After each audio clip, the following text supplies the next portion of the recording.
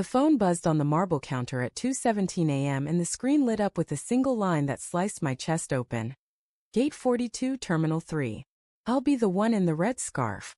Don't make me wait, mi amor. I was standing there in nothing but boxers, reaching for water, when the words froze me mid-sip. My wife's phone. My wife's lock screen photo of us on our 10th anniversary. And a message from someone saved only as M.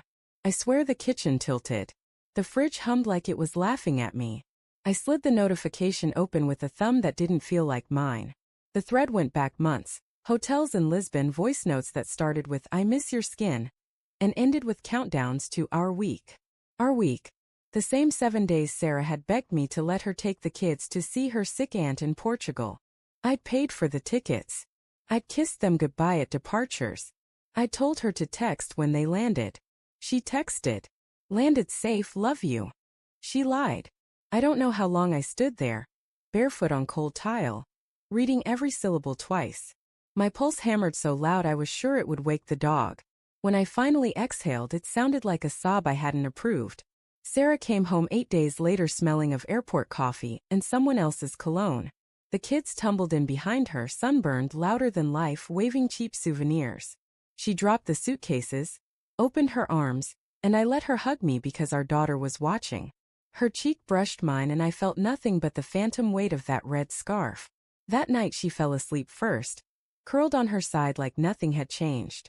I lay rigid, replaying the messages in the dark.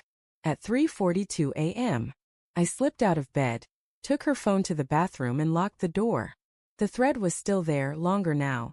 Photos of her laughing on a yacht, her hair wild in the wind, a man's tanned arm around her waist. The same arm that had typed, "Tell him whatever you need to. Just come."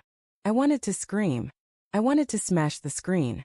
Instead I forwarded every message, every photo, every voice note to my own email, then deleted the trail so cleanly she'd never know. My hands shook so hard the phone clattered into the sink.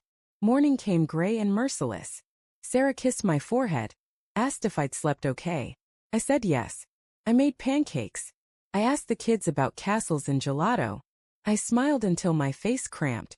Then I drove to the office and closed the door. I'm not a violent man. I'm not even loud. I'm the guy who remembers birthdays, who fixes leaky faucets at 11 p.m., who still writes love notes in Sarah's planner. But I am very, very good with numbers. 22 years in finance will do that.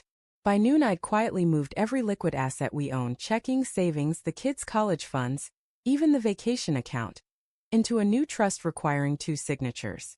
Mine and a lawyer's. By 2 o'clock I'd frozen the credit card she used for emergencies. By 4 I'd changed the pins on everything. I did it all through back channels, no alerts, no drama. Just locks clicking shut. Sarah called at 6, panic crackling through the speaker. "Babe, the cards are declining. I'm at the grocery store with the kids and..." "Really?" I said, voice calm enough to scare me. "That's weird. Maybe call the bank." She promised to sort it. I hung up and stared out my window at the city she'd left me in.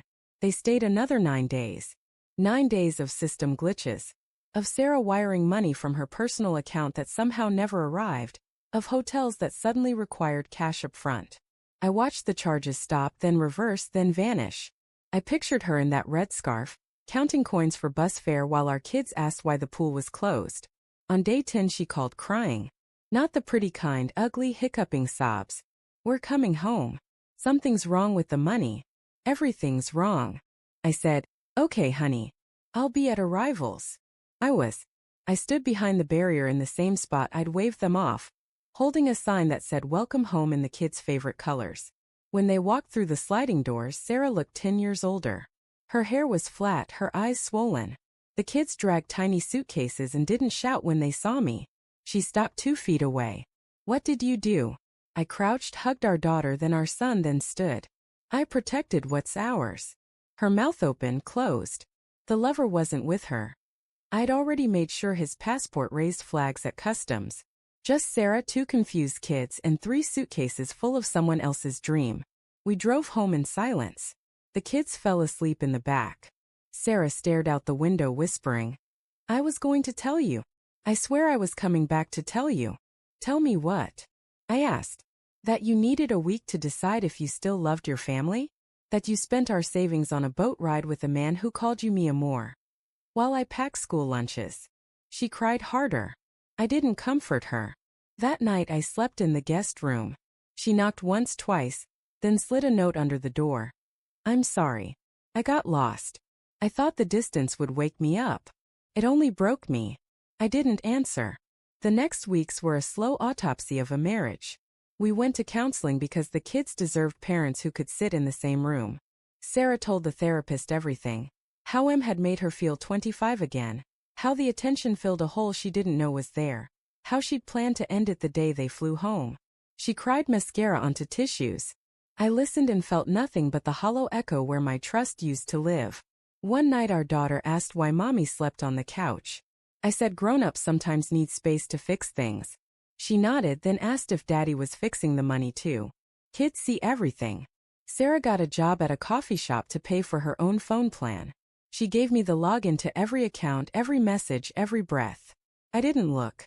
I didn't need to. The damage was a canyon now. Peeking wouldn't change the depth. 3 months later I moved half the frozen assets into an account for the kids alone.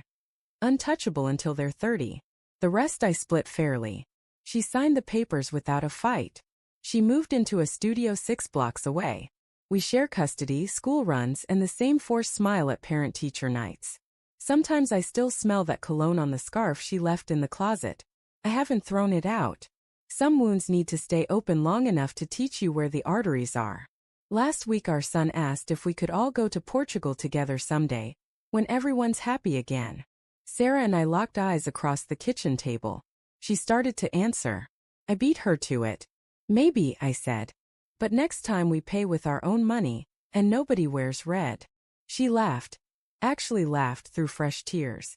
I didn't. But for the first time in a year the sound didn't feel like a lie. Love isn't the promises you keep when it's easy.